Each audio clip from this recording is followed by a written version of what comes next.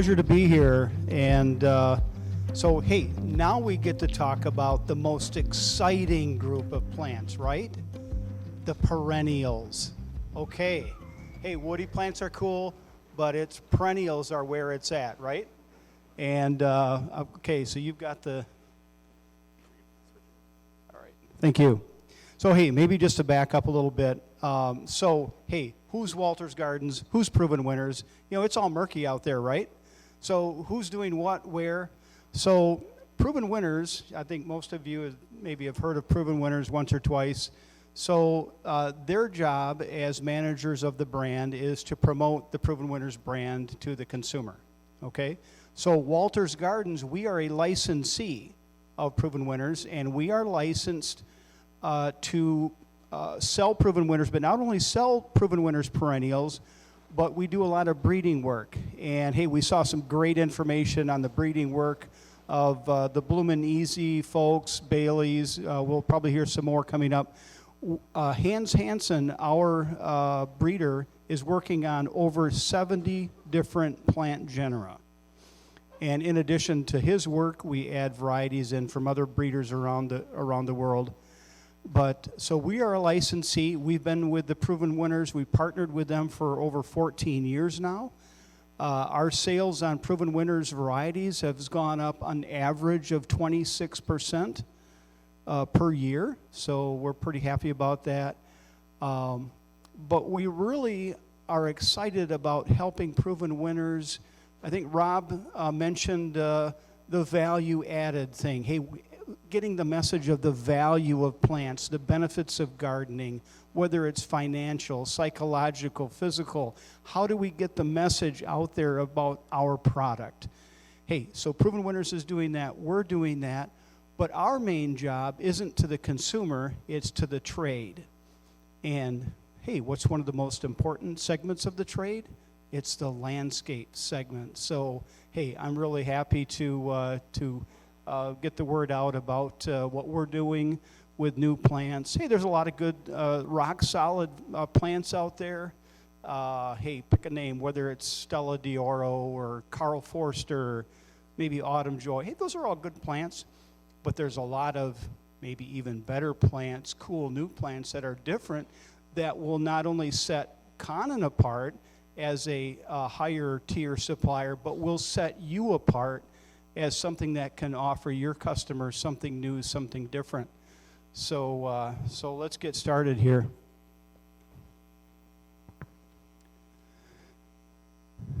So we do a lot of trialing, like I mentioned. You'll see we do container trials and in-ground trials. We do trials in a number of sites throughout North America. Probably the closest to here is the University of Guelph, so not too far away.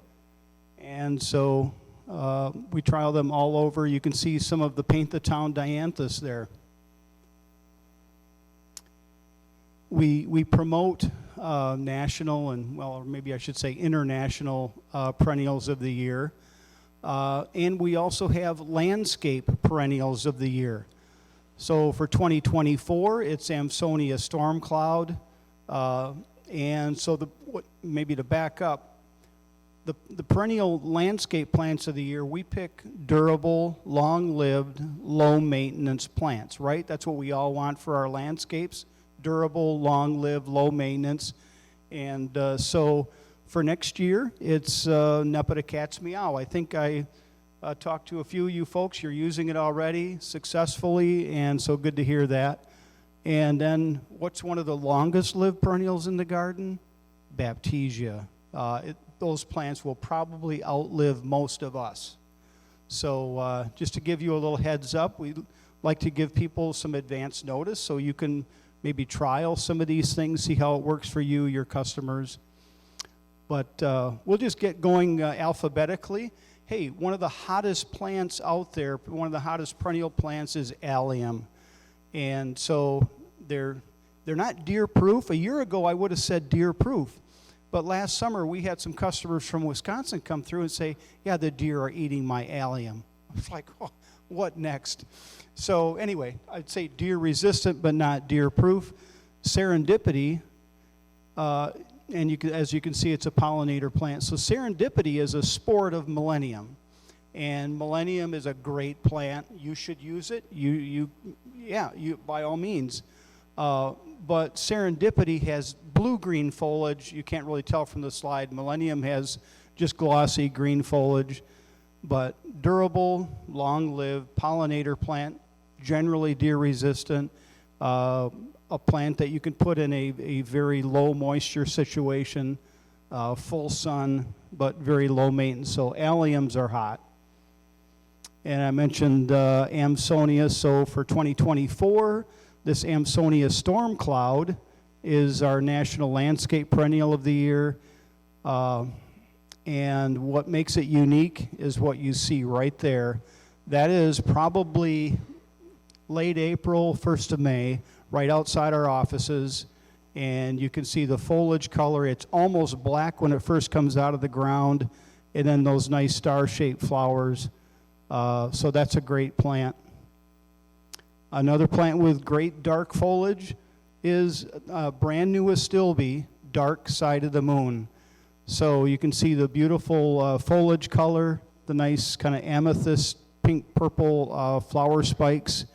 And so this is our first foray into the dark leafed Astilbe market. Hans has several others, quite a few others that are going to be added to the line. So something unique, something different that you can offer your customer that's going to do really well in the north. Hey, another favorite of mine that I think is kind of unique in the trade is Delft lace. It's not from our breeding, but it's a great plant. I believe it's offered. Conan recognizes that as a good plant, and you can get that here too. Very glossy foliage that's kind of multicolored. And that's a great landscape plant for a moist situation, of course.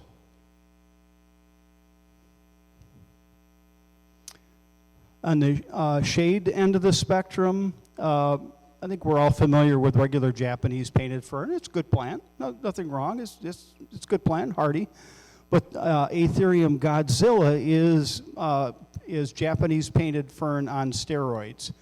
And I don't think it's a straight pictum. It has some other parentage in it, but it'll get twice as tall, very nice silvery color, just a little more impact in the landscape. So just something that's just a little step above the regular pictum. And one other option on the other end of the scale, one with darker foliage, is crested surf. So that's a crested form of a Japanese painted fern. Very deep, dark burgundy color, and it is super vigorous. Finishes very quickly, does well in the garden, and it's got the crested fronds right on the very tip of the fronds. So great grower, very unique. Another plant that we, Walters Gardens, will be promoting for landscape use is Baptisia. It's kind of catching on a little slowly in some parts of the world. But, yeah, the Decadence Baptisia are much more compact than your standard Australis. I mean, those things will get, 6 feet wide? Something like that. But, hey, stay tuned for some cool Baptisia down the road. So another improvement on an industry standard, we're probably all familiar with Brunera Jack Frost. Okay, so does anyone know what's unique about Brunera Jack Frost? That was Walters Gardens' first patented plant. So, and it's a good plant, but Jack of Diamonds and a sister variety, Queen of Hearts, have much, much larger leaves, and they are much more resistant to some of the black spot diseases that the other Bruneras get in the midsummer heat. So larger, more impressive, and more disease resistant. So it's going to hold up much better in landscapes. So, and Jack of Diamonds will be promoted as the National Perennial of the Year in 2025. Not the National Landscape Plant of the Year, but the National Perennial of the Year for proven winners. and then you see Queen of Hearts. Now, the difference between the two, and it's somewhat subtle, but Jack of Diamonds has much more prominent veining, and some people prefer that. A little bit of an escargot effect with the lobes of the leaves overlapping each other. Queen of Hearts has much more silver color. So to each his own, and but they're both great plants and much more impressive, more disease resistant than Jack Frost. If you prefer something on the evergreen end of the spectrum, there's Bergenia, and so that's popular in some northern areas. Miss Piggy has very, very large leaves, very dark green in color, and a nice, nice rich kind of a rose pink flower. And another option is Peppermint Patty, more of a light pink flower, a little more flower production. I prefer the foliage on Miss Piggy, the foliage and flower, but if you prefer more flowers, Peppermint Patty. So those get quite large, larger than your regular cordifolia. So excellent vigor, so much more impressive in the landscape.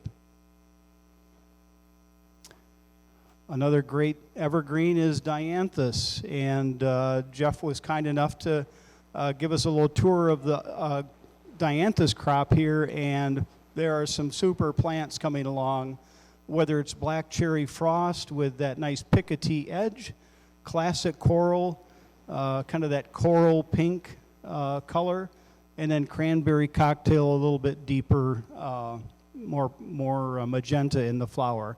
These are the fancy flowers. If somebody wants a very ornamental double flower Dianthus, double and semi-double, it's the Fruit Punch series. But for landscape purposes, it's the Paint the Towns that really own things. They're the shorter, single flowers. They come through the winter, really, they are just rock stars. It's just a nice carpet of green. And so there's Paint the Town Fuchsia, Paint the Town Magenta, and a couple of others, Paint the Town Red and Paint the Town Fancies. So if you want something that's going to be there year after year after year, hey, we've all seen Dianthus kind of come and go in the landscape. Maybe they have a beautiful flower, but a year or two down the road, they're not there. The Paint the Towns are solid, durable. From a production standpoint, you can plant them anytime. The rebloom is very good, mostly in late summer, early fall when things cool back down. And so those are top-notch for landscape use. Another plant that people tend to like on the perennial end of the spectrum is Dicentra. So what's unique about pink diamonds is that this is a rock garden Dicentra. You don't want to overwater this plant. You plant it like you would in an area that you would plant a sedum. So low water requirement, full sun, and it will bloom nonstop all summer. So another option, if your customer likes bleeding heart but doesn't have shade, doesn't like to water, bingo, perfect. So we also now have, some of you may have picked up our new variety brochure. There's a sister variety called White Diamonds with very, very dark green foliage and pure white flowers. Not as heavy a bloomer as pink diamonds, but another option that will be available.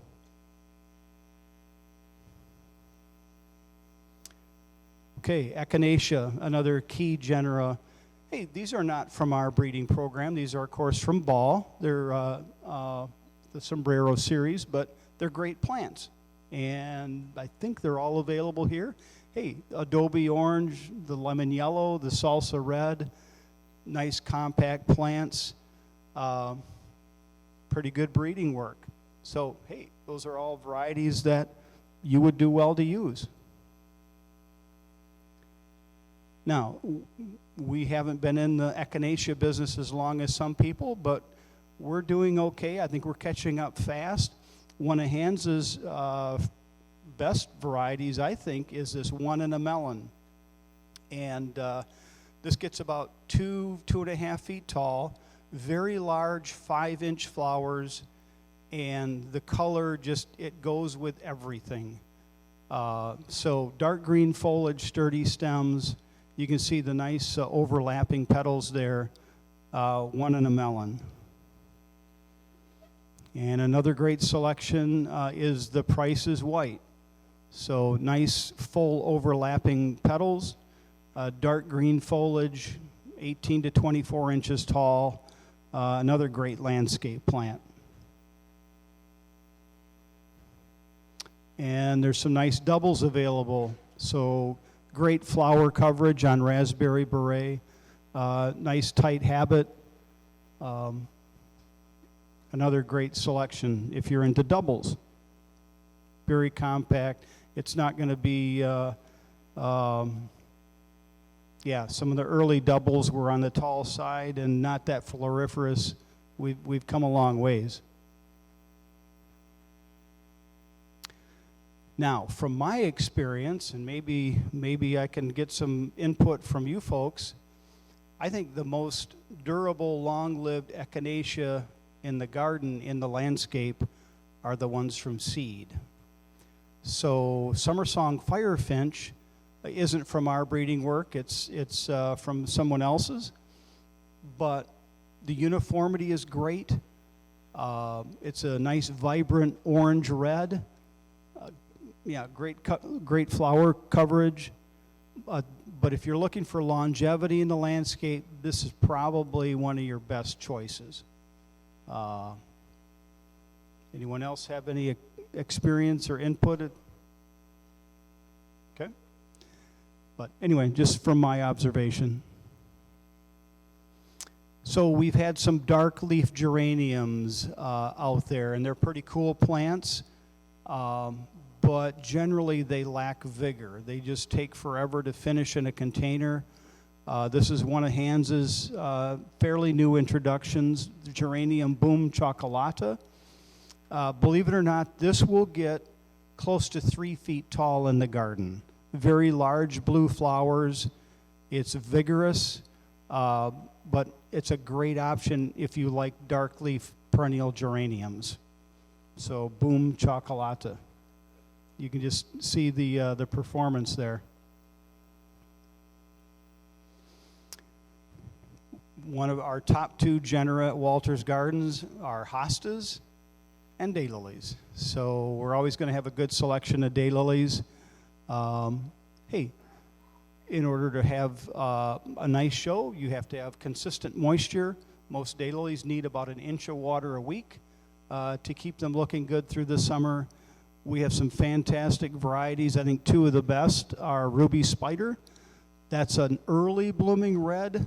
The flowers are 7 to 8 inches across. So very cool. It's not a real narrow spidery type, but the flower coverage is amazing and it blooms early. And you can see the beautiful eye and green throat on Sound of My Heart with the Picotee edge. So I think those are both available at Conan here, and some others as well. Some other good daylilies that aren't in the Proven Winners program but are great plants. So Mark Moon is a near white. It's a cream color with a gold Picotee edge. So that's a great performer. High bud count, long bloom time, and those nice dark stamens. So that's a great plant. Red Hot Returns. I think a lot of us are familiar with Pardon Me. Well, Pardon Me, maybe in some areas it reblooms, but for us in Michigan, it does not rebloom. The flowers are pretty small. It sells, but we always kind of wonder why. So Red Hot Returns just came off patent. This is not from our breeding work. This is actually from Centerton, and that's one of Daryl Apps's, but it's off patent, so there's not a 90-some cent royalty on it anymore. This is the best red rebloomer out there. larger flowers, brighter red, flowers held just above the foliage. And so if you want a really good reblooming red daily, Red Hot returns. Hey, you can't talk about perennials without talking about heuchera, right? So our top-selling heuchera is wildberry. Beautiful, glossy purple foliage, nice, tight habit, compact. It's our best-selling heuchera. People love that purple color, and it performs well all around the country. And I think it's the perennial plant of the year, maybe last year. I can't read the year there, but anyway, it's going to continue to be a top performer. People also like black heuchera, so we have several nice ones. I think our best is dressed up evening gown. So nice ruffle to the leaf, nice veining, tight habit. It's the full package. So puts maybe 2 feet across in the landscape, so it'll have some impact. But dressed up evening gown is top notch. And on the hosta end of the spectrum, so we have hostas of the year. So this is, I just drew a blank on the variety there. Diamond Lake. So what's cool about Diamond Lake is it's the first blue to have both corrugation and a wavy margin. So prior to this, there was kind of a genetic separation between the corrugation and the wavy margin, but this has both. And most blues are pretty slow. This is extremely vigorous, and this will get 5 feet across, make a beautiful specimen in the landscape. So and that was the National Hosta of the Year for 2022. For 2023, it was Empress Wu. So I don't know, do any of you recognize this young lady here? So someone in Ontario sent this picture to us. But we don't know. Anyway, but this is, that hasn't been retouched. That's life size. But that's how big Empress Wu can get. But there's a couple of keys to that. So one of them is a long vernalization. People in the South can't grow hostas like you can here. So you need a long vernalization, you need plenty of cold, and with all those great big leaves, what's inside those leaves? Moisture. So you need consistent soil moisture. If you'd plant Empress Wu in ground that's relatively dry, really well drained, it'll maybe get half that size. But if your customer likes really large hostas, make sure it gets consistent moisture, particularly through the growing season. The other thing is, and this is all relative, but don't expect a large hosta to get very big in deep shade. They do much, much better with a degree of sun, and it just puts energy into the root system to put out bigger and bigger leaves the following year. So give it some full sun, good soil moisture, and the vernalization, which I guess we didn't get a lot this year, but oh well. So whether it's Empress Wu or any large hosta, just make sure you have those components if you want a really large plant. So, and we don't necessarily sell it as a blue, but it has kind of a nice frosty blue color to it. Not quite like maybe a blue angel or halcyon, but it's a great plant. So some others in that whole series, Above the Clouds in the upper left, that's, I would say, our best blue. It's not huge. It's a medium size, medium to large, but that has the best blue color of any of our hostas. Autumn Frost, that's the brightest hosta coming out of the ground in the spring. The yellow color on the margins is just brilliant. And then it generally will transition to a cream color. So that's one of our top sellers. Coast to Coast is from a breeder that we work with.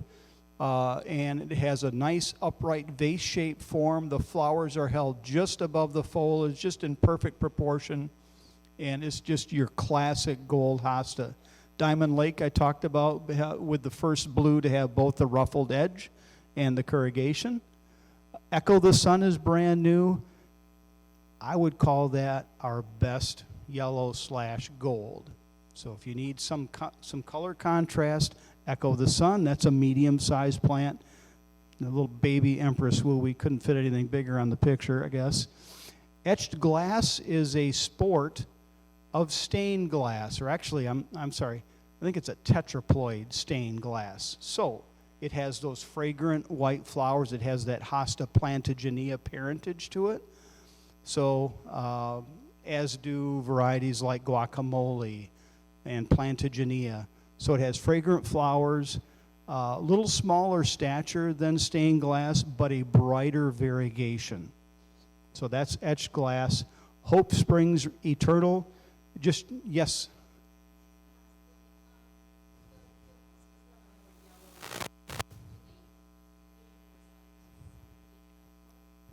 Okay, the question is, do yellow hostas need more sun to retain that color? Is that, okay, so some sun, but not too much. I would say if you have, up in this part of the world, half sun, half shade, you'd have great color.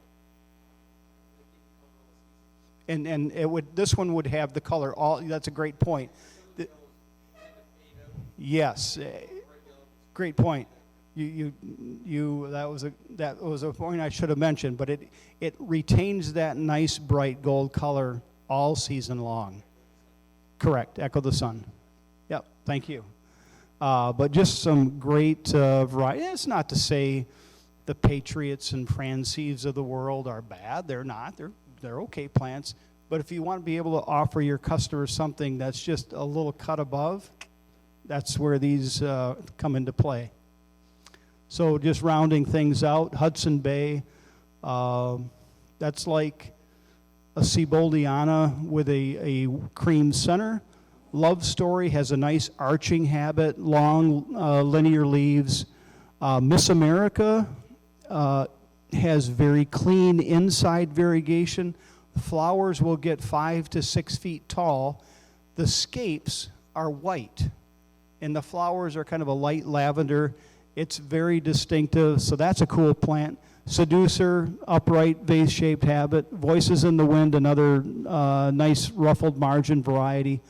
Water Slide is I'll just be honest, a slow-growing blue with a very tight habit and heavy substance. If you like those kind of varieties, great, but it'll just take a little longer to get there. Hosta Hui comes out of the ground looking like corkscrews. The leaves are whirled, and it looks like a bunch of corkscrews coming up out of the ground, which is pretty cool. That will tolerate full sun up here. It's in full sun in my garden. It has never burned. So if people ask you, oh, what hosta can I plant in full sun? So perfect point. And then Woo La La, that's a sport of Empress Woo with a gold edge. So just has a little more pizzazz to it, but that'll get 6-7 feet across as well. So Nephophia. Hey, the world's getting a little bit warmer. We're able to grow Nephophia just fine in Michigan. I think it'll do just fine here. 2 of our best varieties are Backdraft and Hot and Cold. So these are from Hans's breeding work. What's cool about these is they're just not too tall, maybe 2.5 feet tall. Great flowering performance like you see there, and they rebloom. So great Nephofia varieties. And some good midsummer color. And Shasta daisies, okay, that's a couple of our top selling, or one of our top selling proven winners genera is leucanthemum. One of the easiest, most dependable varieties. You can just count on it to really put on a nice show is Daisy May. This comes from Brent Horvath out of Intrinsic Gardens.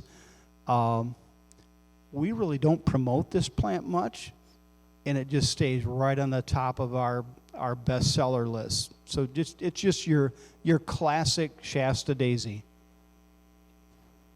So then the group of 4 then in the Proven Winners program, Banana Cream 2 has great flower coverage. You see Daisy May there. Marshmallow has some more exacting growing requirements, but Spun Silk was more of a narrow petal and a very, just kind of a little starry appearance to it. But hey, Becky's okay, Snowcap's okay. But if you want to offer your customer something a little bit different, sure. Okay, back to the pollinator category. Hey, I think maybe some of us, maybe not all of us, can remember like the Jacob Klein days where it's like 3-4 feet tall, taking over the world in your garden. So hey, how do we get plants? How can we have plants that are more well behaved, not so tall, and less powdery mildew, right? So so we have the Leading Lady series, and it's called Leading Lady because it leads the season in bloom. So the parentage of these has early flowering Monarda in it, and so if you want something that's going to bloom the absolute earliest, it's the Leading Ladies. My 2 favorites of the bunch are Leading Lady Plum and Leading Lady Raspberry. So easy to grow. They do great in the garden. I've had Leading Lady Plum along our driveway. It's probably been 6 or 7 years now, and it's maybe a 12-inch strip along the driveway, and I haven't pulled anything out, and everything else is doing fine. So those are pretty cool, and clean foliage too, as I mentioned. There's Leading Lady Raspberry.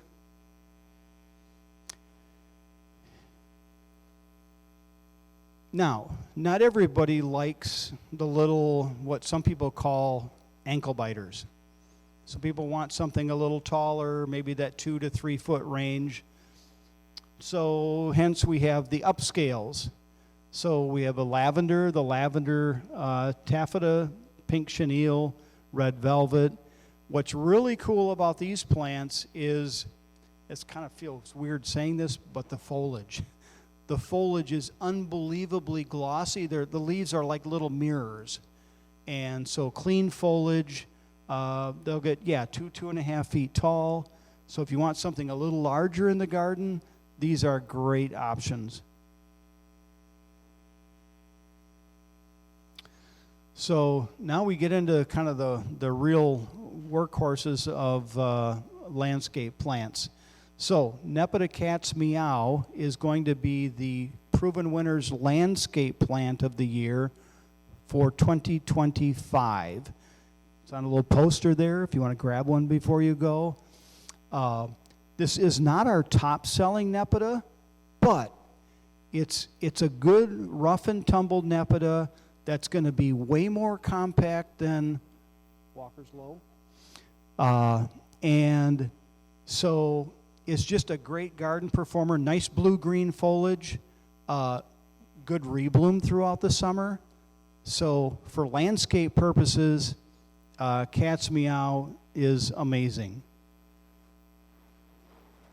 There you see it in the garden. Now, this is not only our top-selling Nepeta, this is our top-selling Proven Winners perennial, period. So, the reason being, Cat's Pajamas blooms early. It blooms a week or two before Cat's Meow. It's very low, very compact, great flower coverage. It looks great in a container at retail, I'll just be honest. But so this is our top seller. If you need something that's the most compact and is still going to grow well for your customer, Cat's Pajamas is the one. So that's, and you can see we grow it in the field. We ship it as a bare root plant. We grow it in a plug. And but that's kind of one of the number one landscape genera out there, right, Nepeta? So, just a little sneak peek. I think somebody mentioned looking behind the curtain. Hey, we're going to be coming out with some gold-leafed Nepetas. And so stay tuned, and you'll have access to some plants that look like that. Okay, so phlox. We have lots of options with phlox. These are hybrid phlox. They bloom early, before the paniculatas do. These will be blooming in June. So clean foliage, compact habit, good flower coverage. My two favorites are Opening Act Ultra Pink and Opening Act Pinkadot. Really good vigor, great flower coverage, and clean, mildew resistant, good garden plants. So hybrid, early blooming hybrid phlox. Well, then we get into the paniculatas. So, hey, everybody's concerned about powdery mildew. Hey, that's fair. Hans has done some really good breeding work. And so his criteria are clean foliage, sturdy habit, good vibrant color, and good flower coverage. So hard to pick from that group. They're all great. We each kind of have our favorites at the nursery, but backlight. Did somebody say white was trending? Did I hear that earlier today? Backlight is amazing. The color on Sunset Coral is pretty knockout. It's just, coral pink. We almost called it Sunset Orange, but it wasn't quite orange.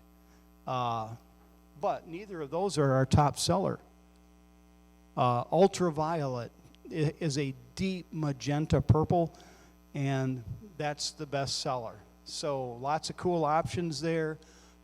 Plants that are way, way better than what we've been selling for the past number of years, but great options. There you see backlight. Pure, well, I shouldn't say it's a pure white flower, but it has just that little tiny celery green throat that just sets it off, but clean foliage, sturdy. It's everything that we wanted David to be. I don't know if you can still get David, but David gets pretty tall. It hasn't been available for a while, but this is the plant.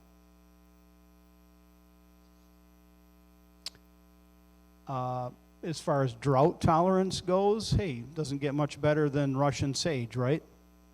So denim and lace is more compact, doesn't get carried away in the landscape. You can see some field production there. And just so you see a comparison, the straight Atriplycifolia is on the left and denim and lace on the right. So if you like Russian sage, but not kind of what it sometimes does in the landscape, there are some kind of more controlled options. Oh, got one out of order there. So this is actually a prismatic pink that I should have had up with the other group of phlox there. So this is brand new. And you can see it in the landscape there.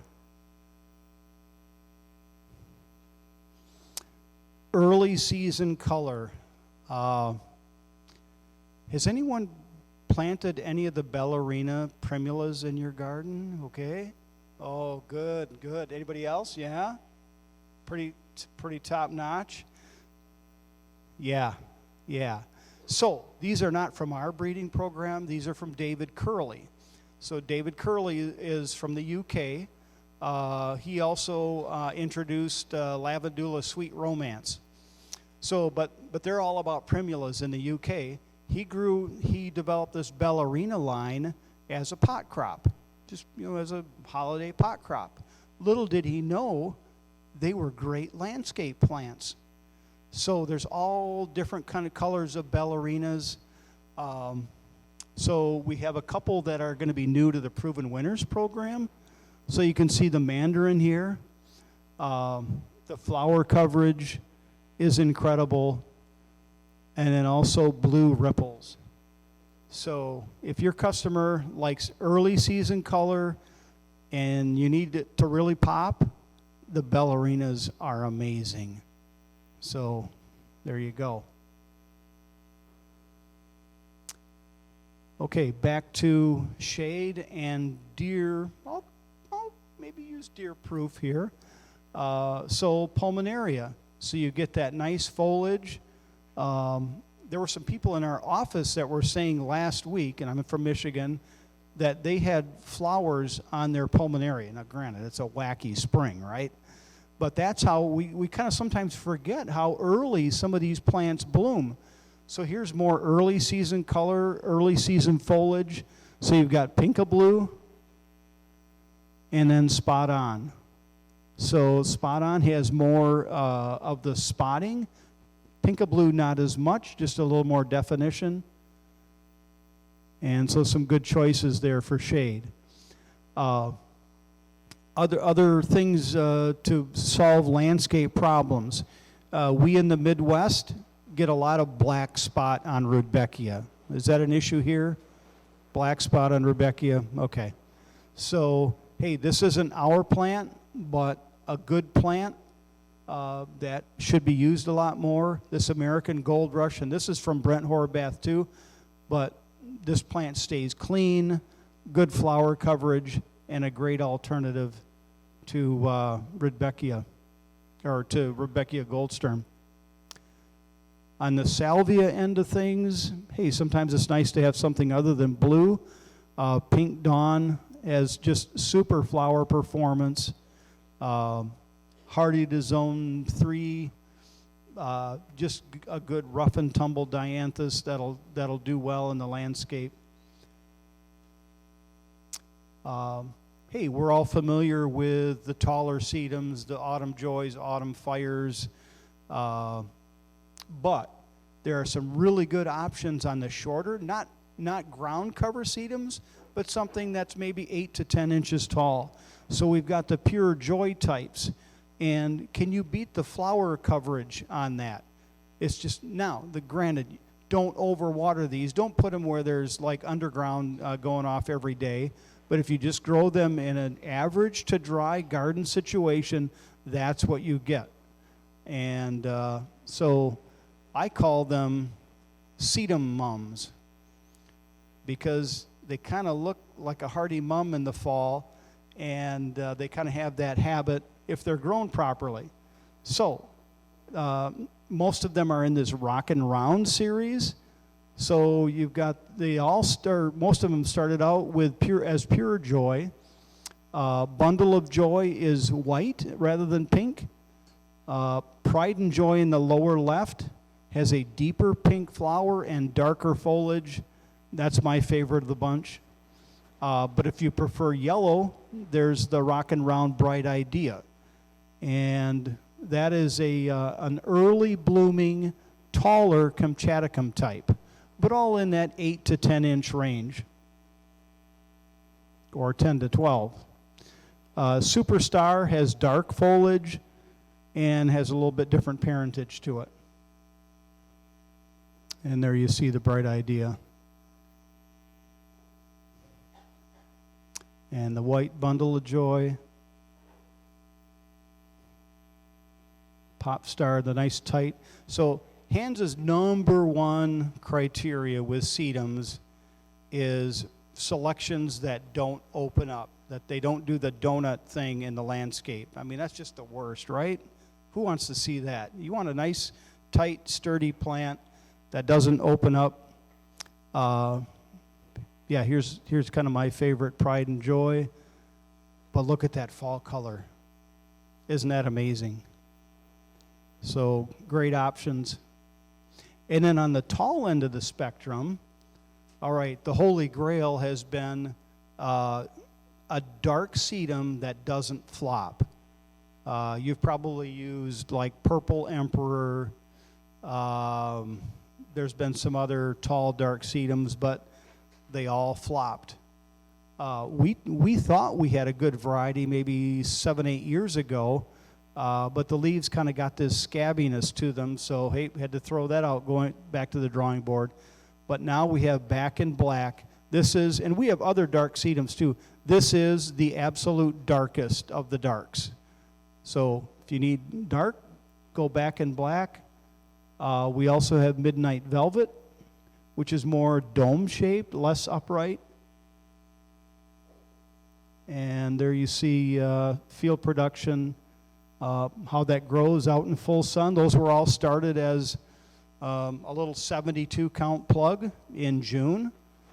And by the end of the season, you get a nice bare root plant that you could put into a 1 gallon, 2 gallon, but that's how they're grown. And on